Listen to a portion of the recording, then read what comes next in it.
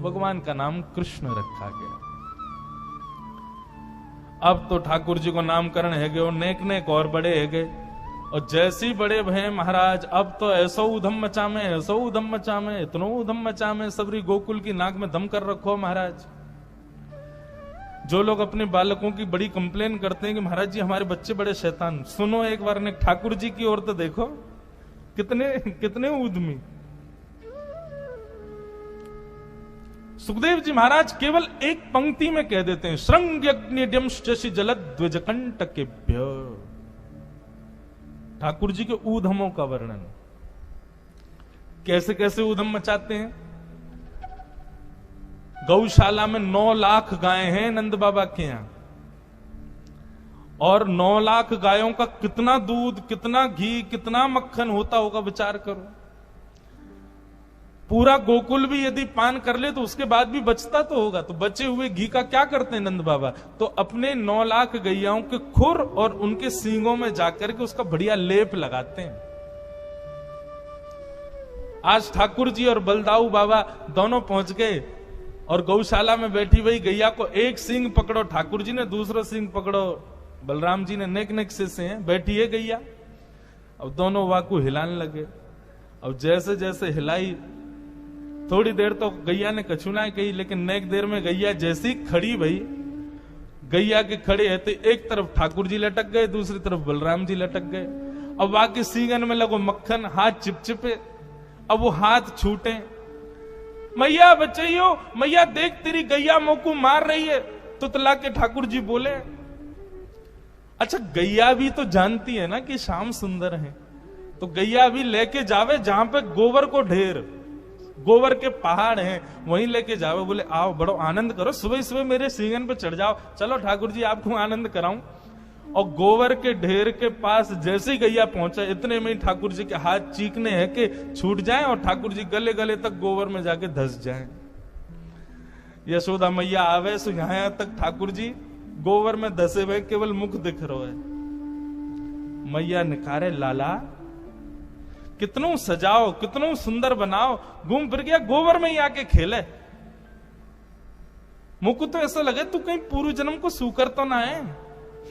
ठाकुर जी मंद मंद मुस्का के बोले, मैया भगवान के 24 अवतारन में जो बराह अवतार हो ना, वो मैं ही हो।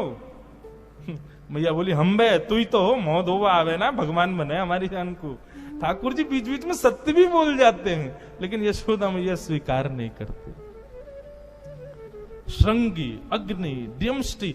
और द्यमष्टि तो इतना विचित्र है, ठाकुर जी क्या करते हैं, जैसे ही गैया के बछड़ा होता है सोई ठाकुर जी वहां को मुंह खोले, वहां के दांत गिने या के कितने दांत हैं, और फिर रोते रोते मैया के पास जाए, बोले मैया वाकई तो इतने सारे दांत हैं, मेरे 2-3 ही दांत क्यों? अभी ठाकुर जी की 2-3 ही दतुइयां निकली हैं। यशोदा मैया कहें, लाला तू दूध पिए कर, देख वो पूरे दिन दूध पीवे, हमारे वहां के दांत आ गए। तो ऐसे ठाकुर जी दांत गिनते हैं। कभी कोई बंदर मिल जाए, वहां को मुंह खोल के दांत गिने या कि कितने दांत हैं, फिर अपने गिने। जैसे ही अपने कम लगे सोई रोमे मैया के पास जाकर, मैया मेरो एक दांत कम है, देख वह बंदर को ज्यादा है। ऐसा ऐसा ठाकुर जी लीला करें। इन सब लीलाओं को देख के सुन के यशोदा मैया का और प्रेम होता है लाल जी से। द्विज ठाकुर जी का एक स्वभाव, और गोकुल में घूमेंगे, कोई संत मिले, कोई ब्राह्मण मिले, तो रास्ता में वहां से मिलते ही कहेंगे, अरे आप यहां को घूम रहे हो, नंद बाबा आपकी प्रतीक्षा कर रहे हैं घर पे, यशोदा मैया ने 56 भोग बनाए आपके काजे, अरे जल्दी जाओ, वहां प्रतीक्षा है रही है हमारी मैया सवेरे से भूखी, जब आप प्रसाद पाओगे तभी पाएंगी। ब्राह्मण बोले, मेरी प्रतीक्षा कर रही है, जबकि ऐसा कुछ है नहीं। ठाकुर जी जबरदस्ती पूरे गोकुल को न्योत आते हैं कि आज तो यशोदा मैया तुम्हारी प्रतीक्षा कर रही है, जाओ भोजन पाओ। मतलब यशोदा मैया कहें, लाला मोए बता तो देकर तू कौन कौन को न्योतो दिया वे, पूरे दिन यहाँ पे भीड़ लगी रे। मैया मैं तो यूं चाहूं कि तू पूरे दिन बस लगी रे, हमारे घर में अन्नपूर्णा मैया सदा विराजमान रहे, ब्राह्मणों को खूब भोजन करा, संतन को खूब भोजन करा, मैया तेरो दान पुण्य कभी खत्म ना हो, मेरी तो ऐसी भावना। द्विज द्विजों से आनंद करते हैं। एक बार ठाकुर जी अपने समस्त ग्वाल बालों के संग पूजा खेल रहे थे, चारों तरफ ग्वाल बाल बैठे हैं, बीच में एक अग्नि कुंड बना करके, और ठाकुर जी आचार्य बन के बैठ गए और सबरे ग्वाल बालन से बोले, जैसे ही मैं कहूं स्वाहा तो सब सामग्री डालियो। और सामग्री क्या? सूखे पत्तों का चूरा। अब ठाकुर जी बोले स्वाहा डालो। ए मधुमंगल तू पीछे छूट जाए, समय पर डाले कर। श्रीदामा बोले लाला या यज्ञ ते होगो का? बोले या यज्ञ करवे ते हमारी सुंदर सुंदर बहू आमेंगी, हमारो ब्याह है जाएगो। ठाकुर जी कितने बड़े हैं, अभी 3.5 वर्ष के हैं बस। अब तो महाराज सवरे समय समय पे वह यज्ञ को करें। एक दिना मधुमंगल ने आकर के कही, लाला मैंने तो सुनिए यज्ञ तब तक पूर्ण ना होवे जब तक ब्राह्मणन को भोजन नहीं कराओ। ठाकुर जी बोले तो ठीक है, आज ब्राह्मणन को भोजन करा देंगे। यज्ञ के बाद ठाकुर जी गए और सारे गोकुल के ब्राह्मणों को न्योता दिया है। बोले आज यशोदा मैया ने यज्ञ कियो है, आप सब ब्राह्मणों को भोजन करवे के काजे घर बुलायो है। अच्छा, ठाकुर जी को पता तो था कि रसोई चलती रहे नंद भवन में, लेकिन इतने ब्राह्मणन की व्यवस्था थोड़ी थी। सब ब्राह्मणों ने जैसे सुना नंद भवन में भोजन, तो महाराज सैकड़ों हजारों ब्राह्मण आज तैयार होके पहुंच गए नंद भवन। यशोदा मैया ने जैसे देखे इतने सारे ब्राह्मण, मैया बोली सबन को प्रणाम, आप सब कैसे आए? मैया तुम्हारो लाला आयो निमंत्रण देवे कि आज घर में यज्ञ भयो, आप सबन को भोजन पानो है, हम सब तो प्रसाद पावे आए। मैया सर पे हाथ धर के बैठ गई। बोले कहां जाऊं या लाला ते, आज सबन को न्योता तो दिया है। बोले हम बे, अच्छा मैं व्यवस्था तो करूंगी, लेकिन पहले तुम्हारे यजमान को तो ढूंढूं है कहां है। मैया गई सो ठाकुर जी पीछे खेल रहे ग्वाल बालन के संग। मैया ने आवाज लगाई, कन्हैया इतकुआ। ठाकुर जी ने जैसी यशोदा मैया देखी और संग में सबरे ब्राह्मण देखे, ठाकुर जी बोले मधुमंगल जी तो सांची को आ गए सबरे, मतलब सच में आ गए। मधुमंगल बोलो तो निमंत्रण इतनो ठोस दियो तो आएंगे तो सही। बोले अब तो मैया मारेगी, लेकिन मैं अकेलो नहीं पिटूंगा, तू चल मेरे संग, तू भी पिटेगो। ते नहीं तो ये सलाह दी कि ब्राह्मण को भोजन करानो है। ठाकुर जी पहुंचे, यशोदा मैया ने कही, अरे लाला ये सब ब्राह्मण आ गए हैं, सबन ने यो कही, तेने इनको जाके न्योता दियो, यो कही कि हमारे घर पे यज्ञ भयो, भोजन करवे आइयो। मोते बिना पूछे तेने इन सबन को न्योता कैसे दियो? अरे एक आ जाए, दो आ जाए, ठीक है, इतनी व्यवस्था तो है, अबे हजारों ब्राह्मणन को मैं कैसे भोजन कराऊं? ठाकुर जी बोले मैया तेरी सौगंध खा के करो, मुझको तो जो ना पता इनको घर कौन सी गली में मैं ना जानू, इनको ये अपने आप ही आ गए। ब्राह्मण देवता बोले मैया हम सांची बोल रहे हैं, वेदन की सौगंध, तुम्हारे लाला ने न्योता दियो हमको। मैया ने पूछी लाला अब तू बता कहा करूं? तो ठाकुर जी बड़ी सहज अटपटी वाणी बोल के कहते हैं, बोले मैया देख हम पूजा खेल खेल रहे, वहां में मंत्र भी नहीं बोले गए, ब्राह्मण भी नहीं बुलाए गए, फिर भी हमारा यज्ञ है गयो, क्योंकि खेल खेल को यज्ञ हो ना मैया। अब खेल खेल को यज्ञ तो खेल खेल की प्रसादी।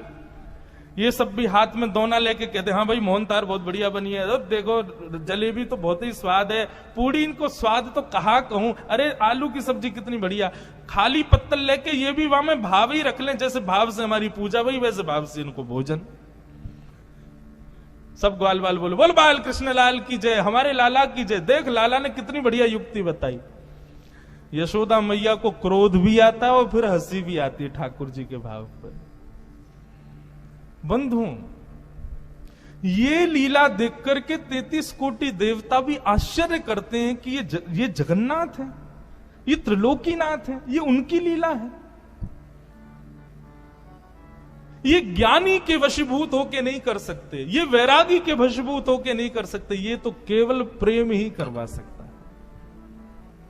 इंसान कहे कि मैं बड़ा तो धरती पर तू क्यों खड़ा, धरती कहे कि मैं बड़ी तो शेष के सर पर क्यों पड़ी, शेष कहे कि मैं बड़ा तो शंकर जी के गले में क्यों पड़ा, शंकर जी कहे कि मैं बड़ा तो कैलाश पर जाके क्यों बसा, कैलाश कहे कि मैं बड़ा तो रावण के डर से क्यों खलबला, रावण कहे कि मैं बड़ा तो बाली के बगल में क्यों दबा।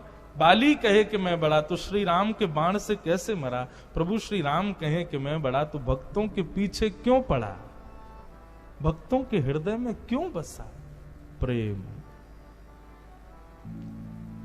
ये प्रेम है केवल, जहां त्रिलोकी नाथ भी रीझ जाते हैं अपने प्रेमियों से।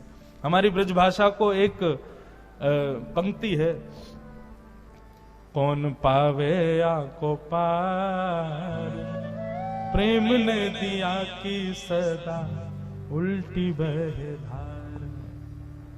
प्रेम नदी तो सदा उल्टी ही बहती है। हमारे अष्ट सखा कहते हैं, प्रीतम प्रीत ही सौंपे हैं, यद्यपि रूप गुण शील सुधरता, इन बातन न रिझई है, प्रीतम प्रीत ही सौंपे। आप रूपवान हो, गुणवान हो, शीलवान हो, क्या हो, इससे ठाकुर जी रीझते नहीं। इससे बंधुओं आप एक सुधरे हुए मानव जरूर बन जाओगे, पर ठाकुर जी को रिझावे के काजे तो प्रेम होना चाहिए। प्रेमी हृदय हो तब ठाकुर जी रीझते।